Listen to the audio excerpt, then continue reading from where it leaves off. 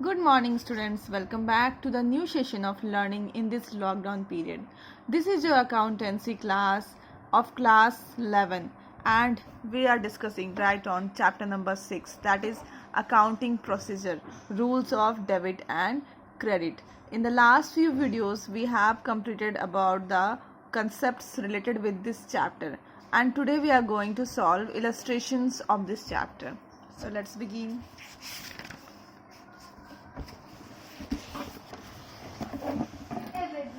So question is reflecting on your screen.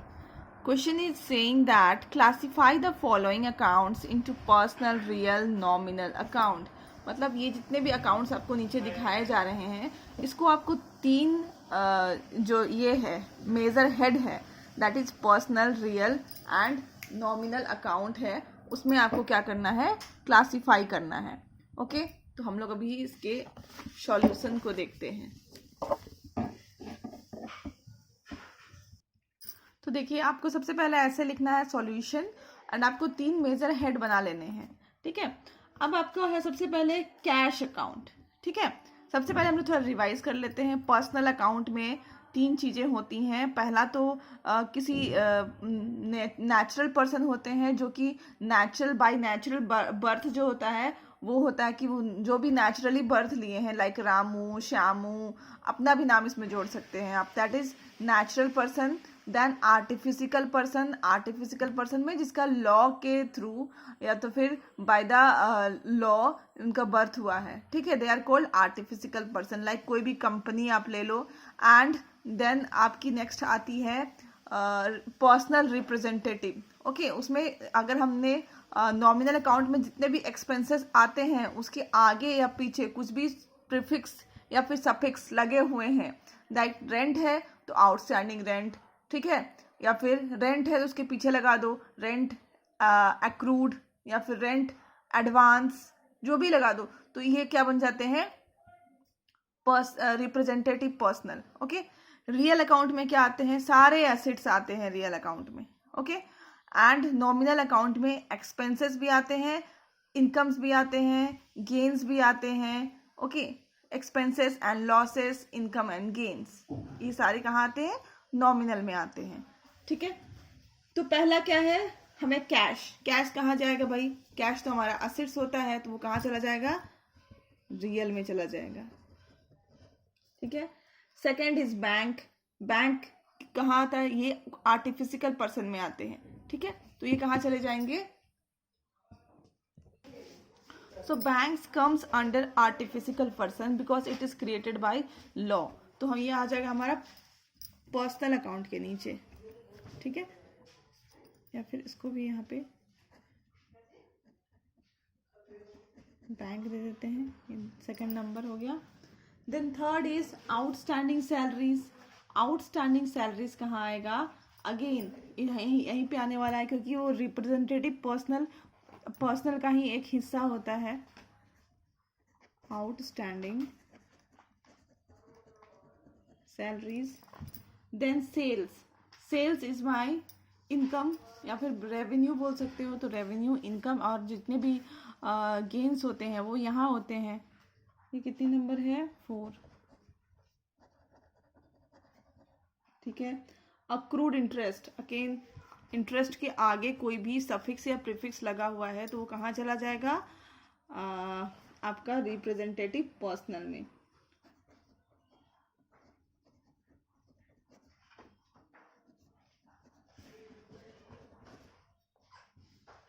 Then leasehold property. Leasehold property is my asset, so it will come in a real account.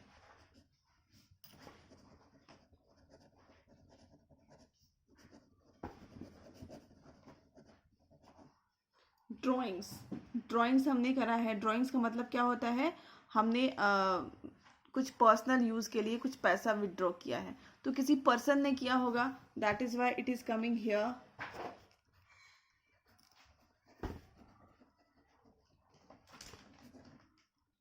Okay, discount received. Discount हमें किसी ने दिया, आप ही कोई सामान खरीदने जाओगे, वहां आपको डिस्काउंट मिल गया, इट मीन्स वहां पे आपको क्या हुआ, बेनिफिट हुई.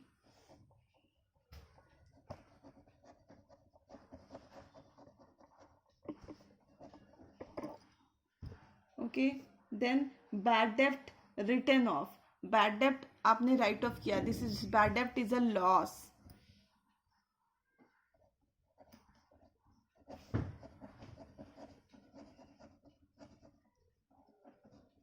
बैड डेप्ट रिटर्न ऑफ, ओके। परचेजेस, जब आप परचेज कर रहे हैं कुछ कोई भी सामान तो वो आपका क्या हो गया, एक्सपेंस हो गया।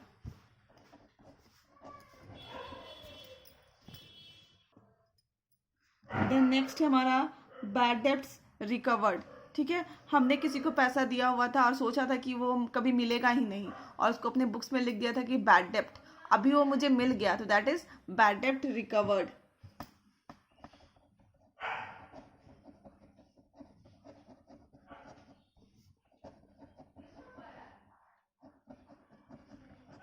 Plant and machinery, again this is my assets.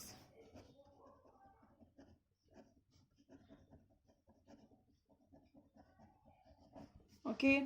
Capital, capital क्या होता है, किसी पर्सन के नाम का होता है, तो हम लोग यहाँ पे उसको लिखते हैं।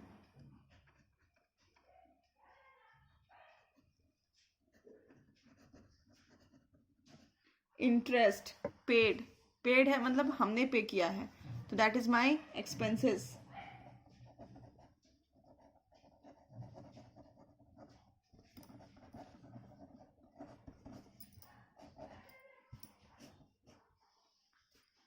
फिर नेक्स्ट है आपका बैंक ओवरड्राफ्ट, ठीक है। बैंक से आपने ज़्यादा पैसा निकाल लिया, मतलब आपका बैंक में डिपॉजिट किया हुआ है 2000 और आपने यूज़ कर दिया 5000, this is called bank overdraft. तो ये भी आता है किसी पर्सनल अकाउंट के नाम पे ही, अगर आप लिखोगे किसने बैंक ओवरड्राफ्ट किया तो किसी पर्सन के नाम पे ही होगा, तो यहाँ पे आ जाता है personal representative, sorry personal account के under. Numbering is not correct, you no.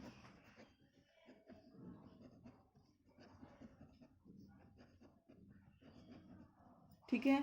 उसके बाद हमारा है प्रीपेड रेंट, अगेन रेंट के आगे कुछ जुड़ा हुआ है तो वो कहाँ चला जाएगा, पर्सनल रिप्रेजेंटेटिव में।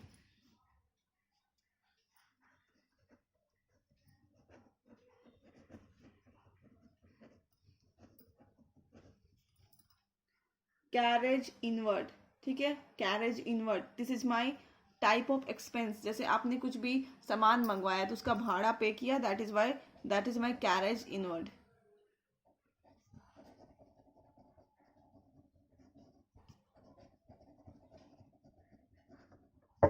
ठीक है। नेक्स्ट हमारा है गुडविल, गुडविल क्या है, असेट्स।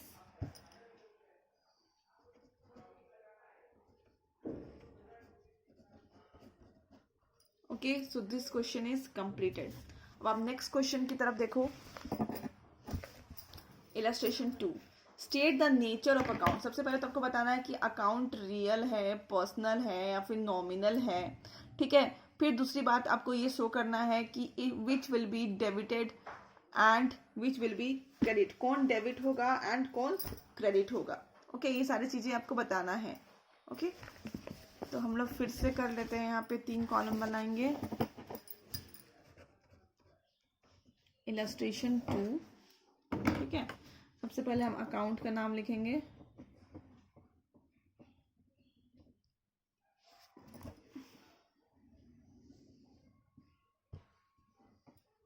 नेचर ऑफ अकाउंट, कौन सा अकाउंट हम लोग ये भी लिख लेंगे, और लास्ट में लिखेंगे ये डेबिट होगा, डेबिट को हम लोग शॉर्ट फॉर्म में DR लिखेंगे एंड क्रेडिट को CR। ओके, डेबिट होगा या फिर क्रेडिट होगा ये भी पता करेंगे। सबसे पहला है rent received account, rent received account, ठीक है। हमने रेंट रिसीव किया, ये तो मेरा इनकम था, हमने रिसीव कर रहे हैं, ठीक है। तो मान लो आप ही के घर में रेंट लगाया, आपने रिसीव किया, दैट इज माय इनकम। तो इनकम कहाँ जाता है, नॉमिनल अकाउंट, ठीक है। एट द सेम टाइम इसको आप इनकम है तो क्या करोगे, क्रेडिट करोगे। ओके, नेक्स्ट है machinery account.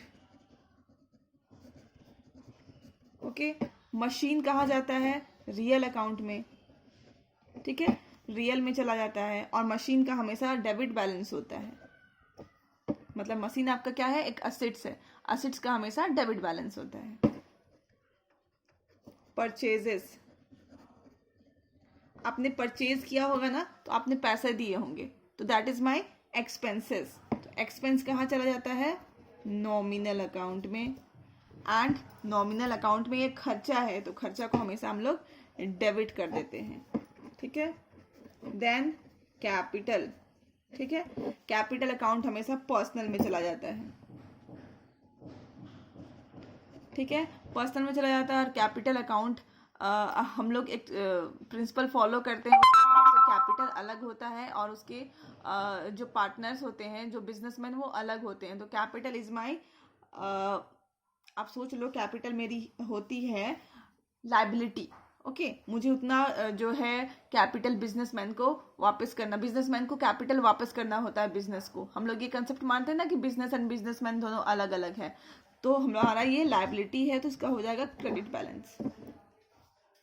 Then rent paid account, ठीक है, हमने किसी को रेंट पे करा, ठीक है, पे करा, तो ये तो मेरा एक्सपेंस हो गया भाई, एक्सपेंस तो हो जाता है नॉमिनल अकाउंट, ओके, एंड पे करा, that is why it is my expense, खर्चा है तो हम खर्चे को डेबिट कर देते हैं, ओके। देन इंटरेस्ट रिसीव्ड, हमने किसी को इंटरेस्ट रिसीव किया कहीं से, तो खर्चा, सॉरी, इनकम, इनकम मतलब नॉमिनल और इनकम मतलब क्रेडिट, ठीक है। Next is building account, building हमारा असेट्स है, असेट्स हमेशा, सारा असेट्स कहाँ आते हैं, रियल अकाउंट में, ठीक है, और असेट्स का हमेशा डेबिट बैलेंस होता है। देन डिस्काउंट अलाउड, ठीक है, डिस्काउंट अलाउड अकाउंट मतलब मेरे से किसी ने सामान खरीदा और मैंने उसको डिस्काउंट दिया है, ओके, तो this is my what, expense, मैंने उसको डिस्काउंट दिया, या फिर लॉस बोल सकते हो। This is my nominal account, and losses को हमेशा हम लोग डेबिट करते हैं, okay. Sales account, sales account क्या हो गया, ये भी मेरा रेवेन्यू है या फिर इनकम बोल लो, तो इनकम एंड रेवेन्यू कहाँ चली जाती हैं, नॉमिनल अकाउंट में, ठीक है, और इसको भी हम क्या करते हैं, सेल्स करने के बाद हमें पैसा मिलता है, तो that is my income, that is why we are doing credit here. So that's all in today's video. Hope you understood the video. Now I will also give you the classwork to solve the further question. Till then, keep learning and thank you.